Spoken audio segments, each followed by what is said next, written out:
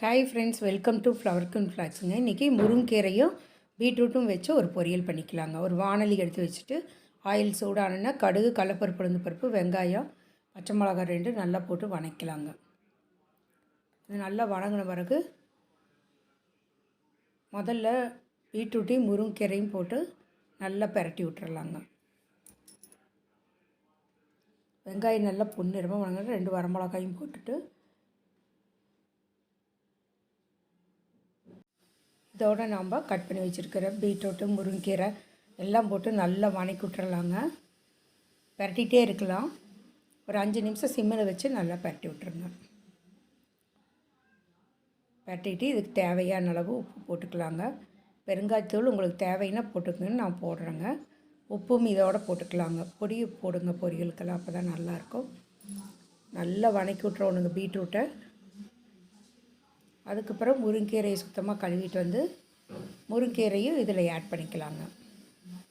இப்படி செஞ்சு பாருங்கள், ஒரு நாளைக்கு அப்படி நல்லா அட்டகாசமாக இருக்கும். லைட்டாக தண்ணி தெளிச்சிடலாங்க. முருங்கீரையும் இதையே போட்டுக்கலாங்க. போட்டு ஒரு நல்ல பரட்டி விடுங்க. நல்லா கலக்கி விடுங்க.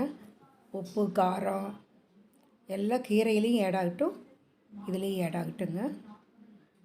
3 பல் பூண்டும் போட்டிருக்குறேங்க. இதோட கீரை போடுறதுனால 3 பல் பூண்டு போட்டுருக்கு.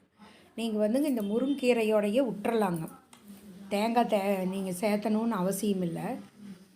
தேங்காய் சேர்த்தாமையே பீட்ரூட்டோட இப்படி செஞ்சு பாருங்கள், அட்டகாசமாக இருக்குங்க.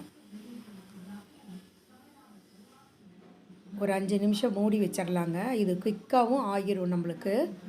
இப்படி எப்பவுமே நாம் செய்கிற பொரியலை விட முருங்கீரை போட்டு பீட்ரூட் செஞ்சு பாருங்கள், அட்டகாசமாக இருக்கும். சவுண்டு ஒரு 10 நிமிஷம் கழித்து எடுத்து பார்த்தோம்னா பீட்ரூட்டும் முருங்கீரையும் நல்லா வெந்துருச்சுங்க. இதில் நான் கொஞ்சம் தேங்காய் பூ போட்டுக்கிறேங்க. நீங்கள் தேங்காய் பூ போடுறது உங்கள் ஆப்ஷன் தாங்க. முருங்கீரை போடுறப்ப நம்ம தேங்காய் பூ போட வேண்டியதில்லை. ஆனால் எங்கள் வீட்டுக்காருக்கு பிடிக்குங்கிறனால அதை போட்டு செய்கிறேங்க. இந்த வீடியோ பிடிச்சதுன்னா லைக் பண்ணுங்கள், ஷேர் பண்ணுங்கள். மறக்காமல் சப்ஸ்கிரைப் பண்ணாதவங்கள சப்ஸ்கிரைப் பண்ணிடுங்க. பெல் பட்டனை கிளிக் பண்ணிடுங்க. கமெண்ட் பண்ணுங்கள் மறக்காமல். அதுக்குள்ளே எங்கள் வீட்டுக்கார் வேறு காயெல்லாம் வாங்கிட்டு வந்துட்டாருங்க. அதை எடுத்து வச்சிடலாங்க. என்னென்ன காயின்னு பார்த்துடலாங்களா? கருவேப்பிலை, கொத்தமல்லி தழை, கத்திரிக்காய், சொரக்காய், அப்புறம் கேரட்டு, முள்ளங்கி, முட்டைக்கோஸு, பீன்ஸு எல்லாம் வாங்கிட்டு வந்துருக்குறாருங்க. ஒரு 4-5 நாளைக்கு ஆகிற மாதிரி காயெல்லாம் வாங்கிட்டு வந்துட்டாருங்க. பச்சை மிளகா மட்டும் வாங்கிட்டு வர மாட்டாருங்க, நான் தான் போய் வாங்கணும்.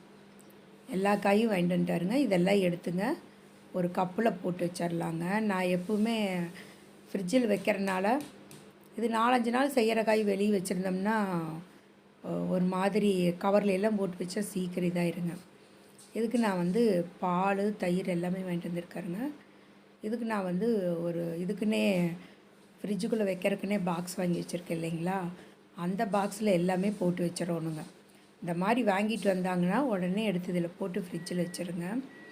அப்போ நம்மளுக்கு சேஃப்டியாக இருக்குங்க. 1 வீக்குனாலும் காயெல்லாம் நல்லா இருக்குங்க. ஃப்ரெஷ்ஷாக எடுத்து பார்க்கும்போது நல்லா ஃப்ரெஷ்ஷாக இருக்குங்க. அதனால தான் எப்போவுமே நான் காய்கறிகள்லாம் வாங்கிட்டு வந்தால் டக்குன்னு பாக்ஸில் எல்லாம் பிரித்து வச்சுட்டு பாக்ஸில் எடுத்து போட்டுருவேங்க. மக்களே, இன்றைய பொழுது இந்த மாதிரி ஓடுது. எல்லா காயுமே போட்டுடலாங்க.